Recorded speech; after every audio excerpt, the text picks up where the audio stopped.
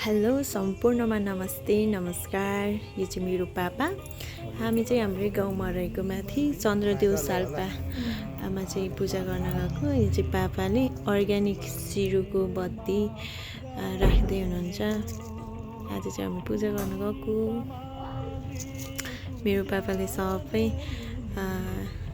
एउटा देउता बराबर सबै बत्तीहरू बनाएर राखिदिनु भएको छ।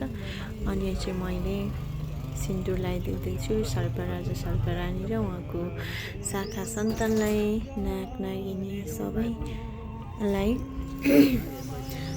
सबैको भलो होस्, घर परिवार इष्टमित्र अनि गाउँ सबैको भलो होस् भनेर मैले चाहिँ यहाँ पूजा गरिराखेको छु। सिन्दुर लगाइदिइराखेको छु त्रिशूललाई अनि उहाँ देवताहरूलाई, घन्टीलाई सबैलाई मैले अबिर लगाइदिँदैछु।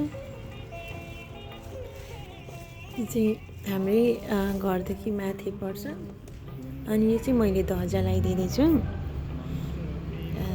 त्रिशूलमा। अनि यो चाहिँ मैले राखेको घन्टी हो, अहिले नयाँ राखेको घन्टी मनिला राई नाम लेखेर। अनि चाहिँ बजाउन सजिलो हुन्छ भनेर झुन्डाएको हो। त्यसमा पनि अबिरले पूजा गर्दैछु। यो चाहिँ हाम्रो घरमा फुलेको फुल हो, गुलाब फुलहरू, यसले पूजा गर्दैछु म। अनि यो चाहिँ बत्ती बाल्दैछु। त्यहाँ चाहिँ पूजा गर्न चाहिँ पापाले सिकाउँदै हुनुहुन्छ।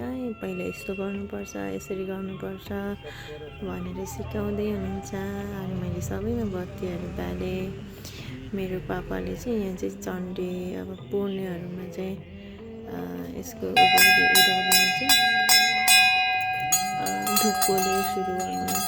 यो ठुलो चाहिँ मेरो माइला दाइले झुन्डाउनु भएको घन्टी हो। अनि त्यो मेरो आफ्नै भयो। यो चाहिँ जेठा दाजुको अरे भन्दै सिकाउँदै हुनुहुन्थ्यो पापाले। अनि यता नाक नागिनीहरूलाई पनि मैले बत्ती बाल्दैछु। अनि फुल अक्षताहरू लगाइदिँदैछु। सबैको भलो होस्, आफ्नो भलो होस्। मैले भेटी चढाएँ।